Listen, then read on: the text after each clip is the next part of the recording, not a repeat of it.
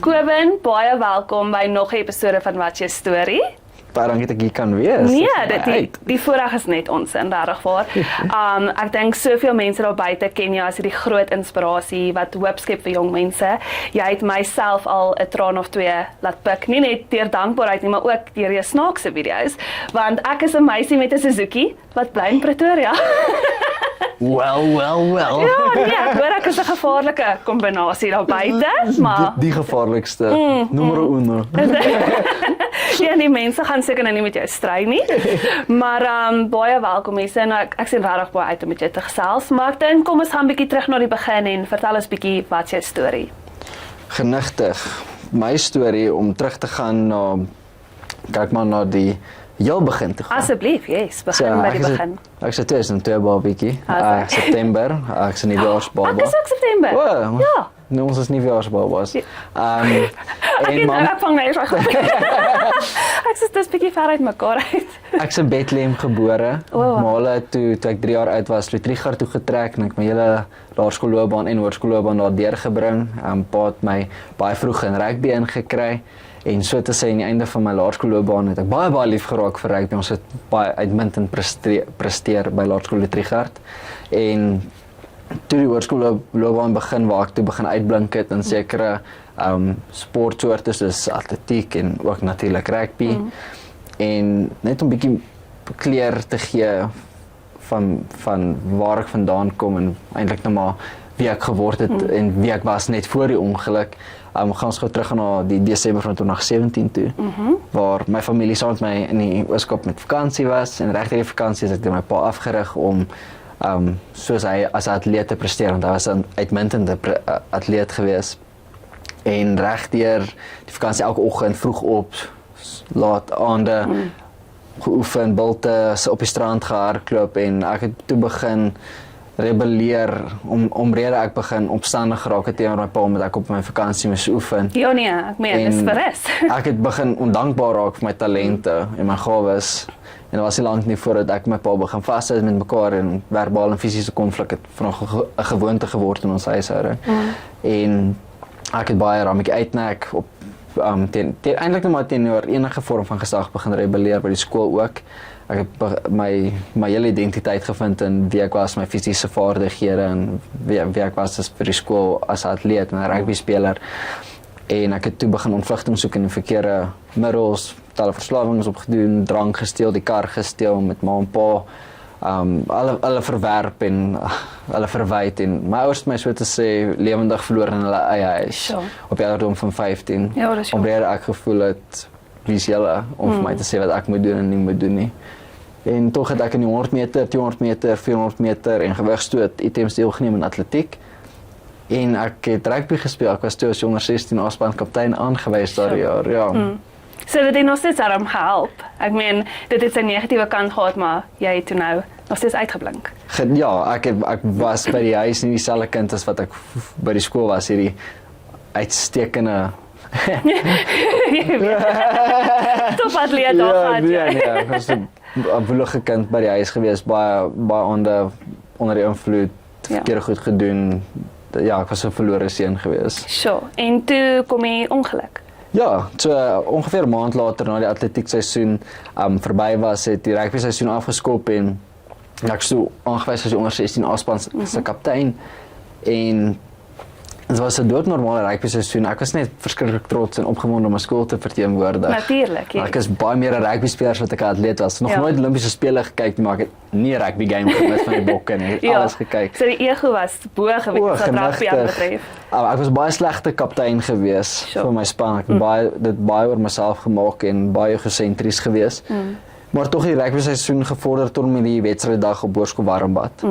En op hierdie dag 19 Mei soos ek altyd sê, het 'n vletjie begin aan die begin van 'n wedstryd geblaas wat vir altyd die lewenstyl en die menswees van 'n doodnormale tiener sou verander het.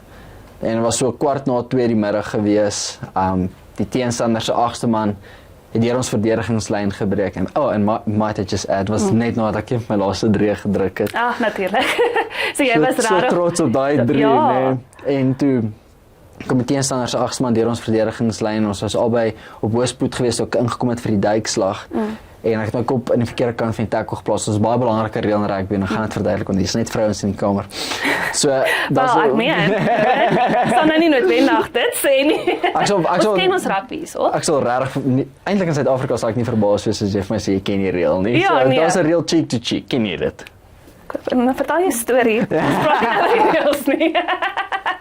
Ek seker net van die ander dames sal weet, ek's nie nou op daai plek. 5 miskos van Rassie, ek sê net Ja, na die pot gooi. Nee, my foon maar. Dit was 'n baie belangrike reël in rugby, cheek to cheek. En toe ek, dis basies waar as jy iemand tackle en die duikel van die kant af, dat jy seker maak jy kop is aan die regterkant van die tackle. Jy wil dit nie verkeerde kant van die tackle plaas nie. Ja. En dit beteken maar dat jou wang teen die teenstander se bout is as jy op duik van die kant af. Okay, yes. Daai dag breek ek toe daardie eindste reël en ek plaas my kop aan die verkeerde kant van die duikslag en my kop gaan toe tussen die speler se bobene in terwyl hy hardloop. En ek knip my toe soos 'n skêr en ons hierdie onmiddellike pyn in my nek gewees Sure. en hierdie pins en needles wat net deur my hele liggaam reis. So is hardloop onder toe en ons gaan toe af tackle suksesvol. En ons paar losgemaal wat heen en weer boor my beweeg en toe jy losgemaal en nou opklaar het ek daarso bly lê en soos vir die paramedisine oor hardloop soontoe om te kyk of ek fine of eintlik nou maar eintlik meer die fisio en die mense wat op diens was by die skool, nie die paramedics nie. En pa hardloop toe oor die veld na my toe. En die man wat hy was en hy sê toe vir my, hoor ek kom staan op. En toe sê ek van hoor pa, ek kan nie. Toe ek hierdie eislike pyn in my nek voel en dit is al vanaf my liggaam se instink om te kyk, hoor, kan jy jou bene beweeg, kan jy jou hande beweeg. Ek weet nie wat nou net gebeur het, maar Ja. is al vanaf jou liggaam het vir sê, hoor, kom en kyk of jy dit kan beweeg. Sure. En so waar is wragtig daar op die veld kon ek nog alles Hoe is dit? beweeg het. Ja, en het jy Ja. nog gevoel gehad of was dit net die beweging? Alles beweeg, alles kon alles voel. Dinge het toe begin skeefloop met wat daarop gevolg het. So van daar af is ek toe, ons het gewag vir 'n uur en 'n half vir 'n ambulans om op die skoolterrein aan te arriveer want daar was nie ambulans daardie dag nie, was nie ook nie die eerste en of die laaste keer dinge in 'n plek was daardie dag vir 'n besering nie. Ag, shit. En ek word toe verplaas na die Naaste Hospitaal, St. Vincent Hospitaal. Yes. En daarso het hulle toe ekstra hulle geneem en ma en pa wag toe vir die dokter, daarso met my in die ER room en toe kom die dokter nou uit met die ekstra hulle en hy wys toe vir ons die ekstra hulle en my sussie bars toe in trane uit. Ag, shame. Want sy het natuurlik nie net vir die voëls ook gekyk nie, maar sy het ook Me Before You gekyk. So sy het dadelik al hierdie prentjie in haar kop gehad. Onmiddellik, sy bars in trane uit en onthou net soos vir die voëls ek het nog nie Me Before You gekyk nie. Ja, Ek weet nie wat aangaan met my sussie nie. Ek sê soos hoor jy simpel, wat gaan aan? Ja. Ek's fine, ek het net my nek gebreek. Dis regtig niks. Ek gaan net 'n gips om my nek kry en ek gaan weer oor 2 maande terug op die veld wees. Good to go. En net klein biologie les, basies wat gebeur het. My C6 nekwervel het geskuif omdat die ligamente nou ingegee het toe ek my nek breek. So die C6 nekwervel het geskuif en dit het 'n vernouing in die spinaalkoord weg veroorsaak. Okay, yes. Dan gaan die spinaalkoord en spinale skok en so en dan begin hy te swel, né? Soos wat hy swel, sny homself van daardie vernouing af. Jo. En dit sny nou die suurstof toevoer onder toe ook af. Ja, So die maar. senuwees gaan dood weens hulle versmoor. Hulle kry nie suurstof nie. Almal weet. En soos wat tyd aangaan, het 'n suster ingekom, vat sy in jou toe en vra sy, "Hoorie, kom en kan jy hierdie voel, kan jy dit beweeg?" En sê ek vir ja, kan dit voel beweeg. Natuurlik. Alles is goed. Maar dan kom sy weer 5 minute later en vra sy, "Hoorie, kan jy voel, kan jy dit beweeg?" Sê ek, "Hoorie, waar vat jy?" En so vat sy my enkel, dan my shin, my knie tot en met my middelrif en al hoe meer daai antwoorde verander van ja, kan dit voel, ja, kan dit beweeg, dis waar jy my raak. Nou, nee, Glad waar nie. vat jy? Ek weet nie waar jy nou raak nie. Dis verskriklik. Want op daardie stadium met ons beklei met die derde partye en die mediese fonds vir goedkeuring vir vervoer om my nou by die hospitaal uit te kry. En die dokter gesê oor hierdie seun moet nou in Pretoria uitkom, hy moet geopereer word. Kwotasies word aangevra, goedgekeur, ambulans stop daar en is half asof die Here die medic, die paramedici soos teen die bors terugstoot soos my pa het verduidelik. Want hulle kyk na die ekstra, hulle sê ons gaan deur een slag gehad met hierdie kind gaan, dan verloor ons alles wat hy het, ons verloor hom. Ons kan nie dit doen, ons kan dit nie waag nie, né? En toe eventueel word ek per helikopter na Lotto Company of Mary in Groenkloof, Pretoria verplaas.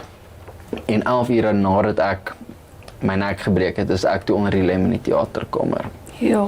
Ja. Jesusie, so dit is 'n lang proses, maar dit het ook so vinnig gebeur. Ja, Ek meen, in 'n kwessie van 'n dag is jou lewe onderspoor. Heeltemal onderste bo en toe is ek totaal al verlam van my tepellyn af onder toe. Ja. My voorarms, my triceps, my hande, die laagste spier wat gewerk het was my biceps. Ja. Ek meen binne 'n hele dag is alles wat jy jou hele lewe lank geken het en geleer het en hoe jy jouself leer ken het net van jou ontneem weggeruk. Ja, en jy moet sê of dit 'n persoonlike vraag is, maar op daai oomblik, hoe het jy gevoel? Ek meen, dit was letterlik van die highest high na the lowest low. Ek meen, ja. Dis presies wat dit is. Ja. En in daardie oomblik het dit regtig gevoel soos 'n droom. Dis die beste beskrywing wat ek het vir dit, want die een oomblik sien jy sterk binne senter van formaat. Niemand kan vir jou sê wat om te doen nie. Jy is kaptein. Jy is jou eie limiet. Ek meen, so is nog ek kan enigiets nie vermag. Ek moet dit net gaan doen met my liggaam, laat my fisies dit toe om dit te doen. Presies. En volgende oomblik is ek vasgevang in hierdie lewende lijk van 'n liggaam. Ja. Vir 'n hele maand lank onder 24 uur toesig in daardie ICU bed. Kan niks myself doen nie. Ek kan nie hare borsel nie, kan nie tande borsel nie, kan nie kos eet nie, kan niks vashou nie. Almal moet alles vir my doen. Ek was van alles wat vir 'n tiener saak maak op daardie stadium ontneem. Privaatheid, onafhanklikheid, vryheid. Al daai dinge. Net aan my bed vasgevang. En ek onthou nog hoe ek net sê, ja, Kobus, jy moet wakker word. Hierdie kan nie werklik wees nie. Jy gaan wakker word en ek het wakker geword en niks het verander nie. Ja. En ek onthou nog hoe jong verbaarde weergawe van myself, my pa sê, hoorie pa, hierdie is wat my nuwe lewe is. Wil ek nie lewe nie, pa. Ek onthou nog vir my ma en my pa gesê, pa, as ek nou kan opstaan en hardloop uit hierdie ICU bed uit, sal ek nooit weer gaan sit nie. Ek het eers besef wat ek gehad het toe ek het verloor het. Ja. Sorry. Ja. En toe kom daar 'n dag waar die dokter, want ons vra altyd vir die dokters, hoorie, wat is die diagnose? En hulle wil nie praat nie, hulle wil nie sê nie. Hulle sê dit letterlik, ons wil nie te veel deel nie. En dan word toe 'n dag, my ouers word hulle toe ingeroep in 'n vergadering in waar die diagnose nou gedeel word. Ek is minderjarig, ek kan nie dit bywoon nie. Ja. Nou so praat die sielkundige en die dokters en die internis nou met my pa en my ma en hulle sê toe vir hulle wat vir my voor lê. En my ouers word toe ingelig dat Kobus vir res van sy lewe in 'n bed gaan lê en hy gaan 'n oppasser kry wat 24 ure 'n dag na hom moet kyk. Ja. En ons moet terug gaan na ons huis toe in Triegard en dit heeltemal rolstoelvriendelik laat inrig vir 'n bed met wiele want julle seuns op die ouderdom van 15 verlam. Ja. En ma en pa kom toe terug ICU kamer toe en ek is nou opgewonde want my hele lewe lank is ek gekondisioneer. Die dokter gaan vir sê wat fout is, hier's wat jy moet doen, hier's wat jy moet drink, dis wanneer jy kan terug aan skool toe. Exactly, ja. Dis wat ons gaan doen om jou weer terug op die been te kry. En ek's opgewonde. Ja, hier is tydelik. Hierdie gaan nou weer verander. Ja, soos wat ek vra toe my pa, hoor, wat sê hulle pappa? Ja. En my pa deel toe met my die nuus. En ons het hierdie stilte gewees in die ICU kamer. Dit is nie wat ek verwag het nie. Laaste ding wat ek kon verstaan of hoor en inneem en my pa breek toe die stilte want hy vat toe my lam hande bymekaar en hy sê toe vir my Kobus, ek sal jou rondstoot vir die res van my lewe in 'n krywa. Maar ek gaan nie op jou opgee nie. Jy moet net nie op jouself opgee nie. Ons gaan saam met hierdie gat uitklim. En ongeag van hoe ek hom verwerp het, vervloek het, met hom beklei het, hom geminag het, hom verwyd het, ongeag wat ek eintlik as 'n seun verdien het, het my pa na my toe gekom toe ek op my swakste was, toe ek dit nie verdien het nie, toe ek hierdie slegte weergawe van 'n seun was en hy het net vir my gesê, dit is fyn, ek kyk verby dit. Ja. Kom net huis toe, vat my hand, ek het jou, ek gaan saam met jou help dra en ietsie want jy kan nie self daaraan dra nie. Sure. En toe in die eerste keer in daardie donker verhouding wat ek met my pa gehad het, toe sien ek liewe Jesus binne my eie pa raak. En toe besef ek, hoor ek op, neem nou ook soos liewe Jesus optree, gehoorsaam wees in alles, jou volle verstand, jou volle vertroue, alles in jou geloof ingooi. Ja.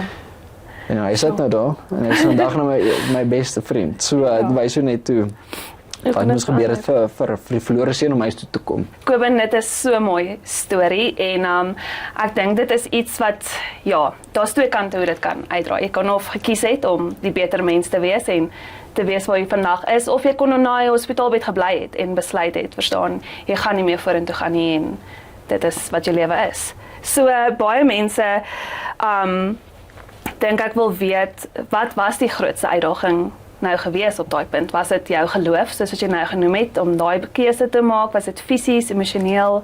Wat sal jy sê? Die moeilikste besluit. Wat jy uitdaging. Yes. Ja, dit is uit en uit om jou totale verstand en gewete en hoop en ietsie in te gooi wat jy nie kan sien nie.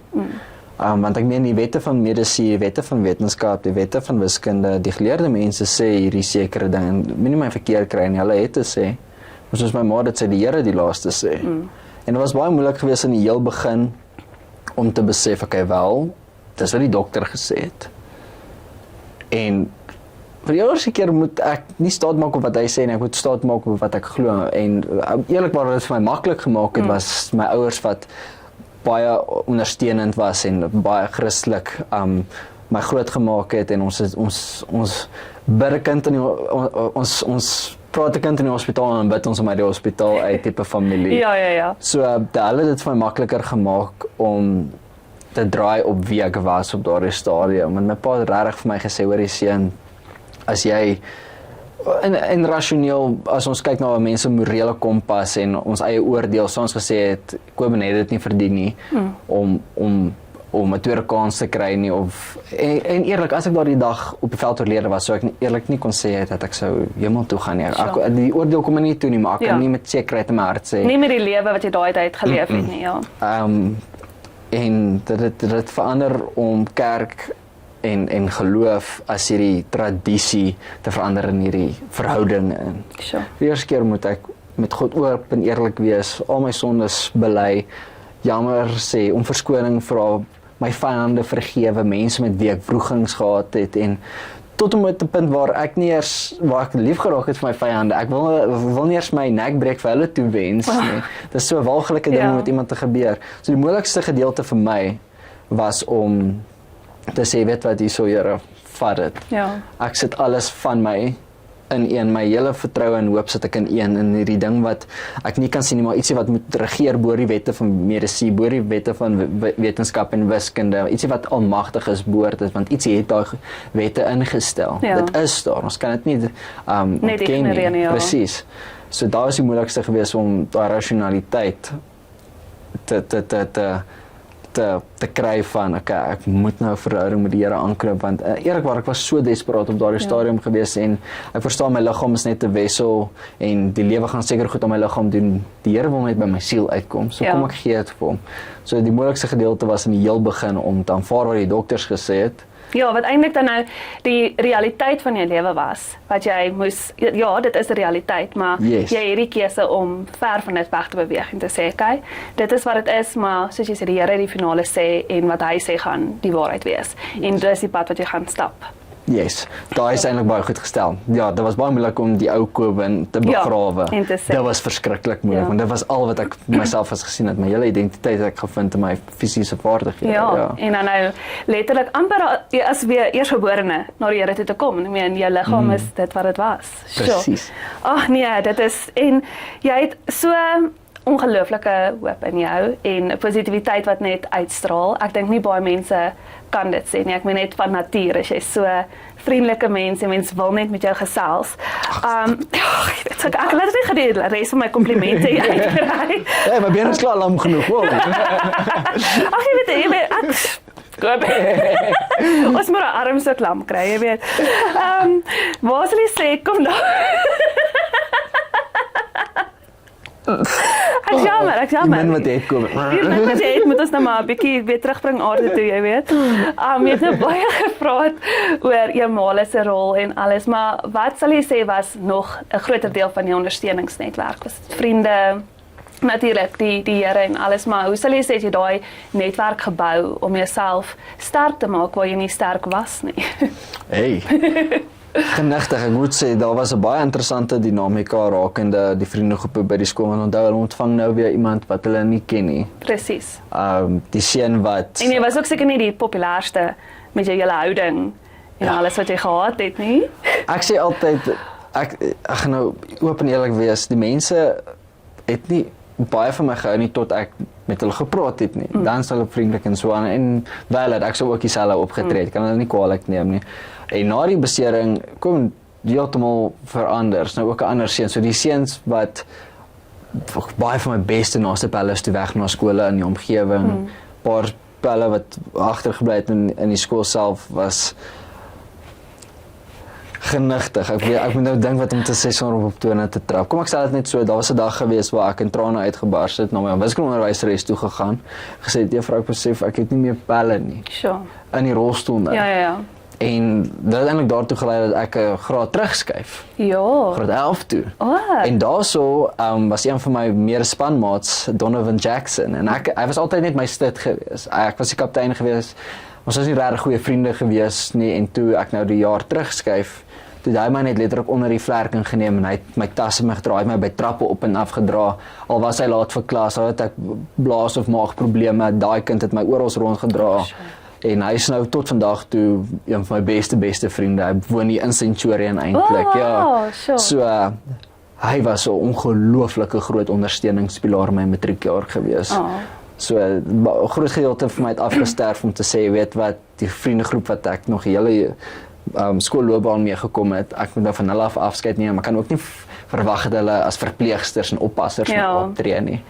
En toe die Here daardeur vir my eintlik gewys, hier is jou ware vriend. Kiel, toe kry ek vir Donovan. Hoe meer jy praat, hoe meer is dit dat jy soveel van jou ou lewe net agter moes gelaat het. Jy het letterlik skoon oorbegin. My pel spot altyd en sê, Kobus, is nou die tweede ongeluk waarna jy moes leer loop het. Ja. Ja. Presies, want dit breek regtig my brein dat daar soveel verandering wat plaasgevind het, maar nog steeds, jy weet, het jy die beter weergawe uitgestap. En dit is wat vir my merkwaardig is. Alle eer aan die Here, en my ma en my pa stel dit eintlik so mooi. Hulle sê hulle het die voorreg gehad om my 'n tweede keer te sien, my eerste tree gee. Ja, dit is so mooi. Dat ons ook as gesin baie naby weer getrek aan mekaar. Want almal moes skielik in die huis inspring en help. Ek meen, ek's 24, my sussie is 25, ons het baie intieme familie. Ons almal woon nog by my ouers, maar my ouers gaan baie moeilik hê om ons te laat gaan. Veral as ek binnekort nou wil verloof raak en trou en so aan. So hulle gaan sukkel. Jy gaan sien, hulle gaan iewers daar 'n kamer in jou nuwe huis kry. Ja.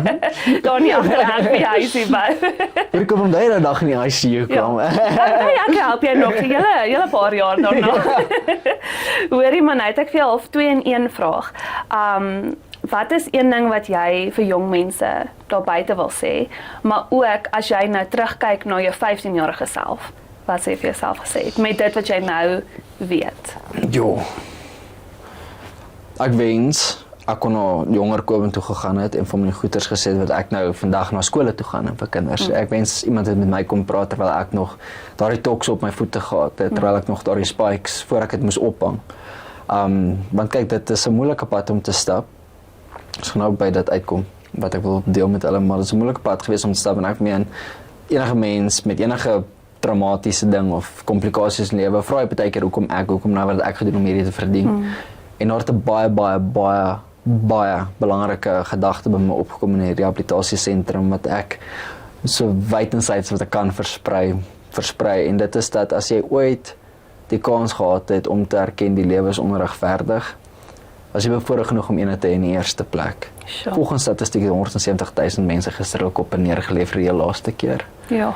Hulle sou wat gegee het om vandag te kan ervaar, die volgende 10-30 minute wat ek en jy van selfsprekend neem. Ek dink, ek my pa praat al van gaan gou vinnig Nando's gryp en ons praat al daarvan asof dit aan ons beloof is, asof dit it's guaranteed and it's not. Daai ouens sal wat gee vir nog 'n maand, 'n dag, ek meen 'n uur is te duur vir hulle om te vra. Hulle sal hulle ergste belewenis in wat hulle al ooit ervaar het in 'n oogwink weer beleef. Dit beteken hulle word van nog 'n week verseker, nog 'n maand verseker. En daar's iemand my ouderdom, iemand jou ouderdom, iemand so oud soos die kind wat hierdie dalk kyk, 'n hoërskoolleerling wat vandag op hulle doodsbed lê, wat enigiets sal wil gee vir nog 'n dag, nog 'n jaar, nog wat ook al. Ja, dis waar. En ek wil net hê kinders moet besef, ek smag en verlang na dit wat hulle nou nog het, talente, drome, gesondheid, maar ek sal dit nooit van hulle wil ontneem nie. Nie soos wat ek myne verloor het nie. Inteendeel, ek wil hulle nou ietsie wil gee wat ek wens ek gehad het, toe ek nog die tokse op my voete gedra het, en dit is net uit en uit dankbaarheid. Dat die Here my toe vertrou het met daardie geleentheid, met daardie gawe, met daardie dag. Hy het na die hele skepping gekyk, die berge, die kosmos, die diereryk, die natuur skoon, en hy het net gesê, nee, dis nie genoeg nie. Dit kort vanoggend nog een van jou. Die feit dat die Here my gekies het om nog 'n dag te leef, om nog 'n dag aan te gaan, om vas te byt. Iemand moet my nog sien sukkel by die trappe. Iemand moet my nog sien lag, glimlag, 'n grappie hoor. Iemand moet dalk net my postuur beleef. En as dit iemand anders kon aanraak, dan weet ek ek het nog 'n roeping. Ja. Solank jy nog wakker word, het jy nog 'n roeping. En die Here het nog 'n roeping vir almal wat ingeskakel is, wat luister, en ek hoop en bid net hulle besef die Here het nog die pen in hulle hand gesit. Eendag gaan die lewe daai pen van jou wegvat en dan bly net die ink op die blaai agter vir jou om te lees daarna wanneer jy verlang. Vra my. Sure. So alle boeke lê nog op. Ek het my hoofstuk toegemaak van sport, my tokse opgang. So ek wens jong mense kan net met uit en uit dankbaarheid die lewe weer aanpak en besef die Here het jou daarmee toevertrou.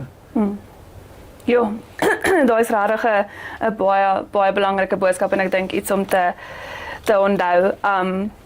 En ek voel dit is ook 'n baie goeie noot om daai gedeelte mee af te sluit. Ons kom nou by my gunsteling gedeelte van die program en dit is wat's jou antwoord. So ek gaan vir jou 5 blitsvrae vra. Jy moet nie te veel daaroor dink nie. Okay. En dan kyk ons wat kom nou uit. Okay. So as jy jou lewe kon omskep, sou dit in 'n boek of 'n movie gewees het? Boek. Is dit? Boek. Self skryf of iemand anders kan Self skryf. Is dit? Wel, gaan jy werk aan 'n boek vir ons? My meisie het juist vir my 'n boek gemaak wat ek nou net moet self inskryf. Kyk nou net. Ja. Ek wil jou vir 'n tweede episode dan hê as jy daai boek eers. Doodreg. Ons sal hom hierso neersit. Okay. Jy het dit eers gehoor. Ons sit hom net hier. Net hierso. Dan as jy moet kies vir die res van jou lewe om op 'n verhoog met mense te praat of op video agter die skerms. Op 'n verhoog. Is dit daai direkte met die mense kan Ek geniet verhoog baie meer, ja. Ja. Dan wat was die beste advies wat jy ooit gekry het? Ja, very vain. Beste advies. Pa, ek sê maar ek luister nie goed genoeg nie. Ek kan nie ek weet dit kom van my pa af. Ek weet vir 'n feit dit kom van my pa af. Ja. Ag, dit sal maar wees die boekie wat my pa altyd gelees het van die treine wat sê ek wil, ek sal, ek kan, ek gaan. Dis die beste advies. Jy sal, jy gaan, jy wil, jy kan. Dis my beste advies om. Dit is so 'n prentjie om neer te skryf. Nee, dit is perfek. Wat sal jy sê is die grootste les wat jy al geleer het? Ja, waardeer iets terwyl jy dit nog het. Ja, daai dan. Besef jy is in die goeie dae voordat jy die goeie dae uitbeweeg. The Office quote daarso. Exactly. Dis daai vang jy elke keer aan die einde van die seisoen en dit is elke keer wat ek dit kyk, is dit net soos Andy, jy wil maar net ons vasvang. Presies. Nee, daai is goed. En dan as jy nou nie 'n keuse gehad het nie, maar jy het die talente vir albei, sou jy 'n sanger of 'n akteur gewees het? Sanger. Is dit gitaar? Ek speel ukulele. Ek het my meisie uitgevra met die ukulele. Ek het 'n liedjie geskryf en dit Stop it. Ek sou na die uitsas toe gegaan het net as 'n gas en toe sê ek nee, jy weet wat 18 September gaan ek na my meisie se huis toe gaan en gaan uitvra met die ukulele. En ek het op 2 September om begin leer speel. Ja. Dis so cool. Het jy die eie liedjie self geskryf? Ek het die deentjie gevat van 'n baie bekende liedjie net my eie woorde oor dit geskryf. Ja. Dis goed. Sien, jy kan nie nee sê vir iets soos dit nie. Ek meen. Dis die ding, ek weet nie of sy my regtig liefhet nie. Dalk het sy net ja gesê want hierdie romantic ukulele gelief. En ek het 'n kraai stem. Ek het nie 'n mooi stem nie. So maybe it was yes out of pity. We don't know. Ja, dis wel. Hy gaan nie kan wegloop nie. So dis ook 'n goeie. Gaan baie awkward wees. As jy moet go. Ja, met die ukulele oor die skerm. Want sy sê ek loop met die krikke so stel die ukulele vir my mekaar toe dra ongelukkig. Ja, jy sien, kar deur oopmaak en sê dankie, maar nee, dankie. Nee, ek weet so nie. Ek weet dit want ek het baie foute. Sy kyk verby alles. Nee, ek is ook daarom. Of sy is verlief. Hulle sê liefde is blind, so. Dalk toe kry. Ja, jy moet maar net die dingetjie volgende keer speel. Ek bly wees. Ek kan nie opstaan vir myself nie. Dit was goed. Dit was brilliant. Jy sien ek vat my houe waar ek kan. En ek kan nie voel nie, so jy vat hulle raak hoor. Okay, ek dink op daai noot gaan ons dan hierdie episode eindig, maar ek het regtig baie lekker met jou gesels. Dis so lekker episode. Nee, dit was en ek wil net vir jou namens baie van jong mense baie dankie sê vir dit wat jy doen. Dit is regtig so belangrik om aan probeer nie te huil nie. Daai boodskap daar buite te sit en die Here se liefde vir almal te wys, want dit is die belangrikste op die einde van die dag.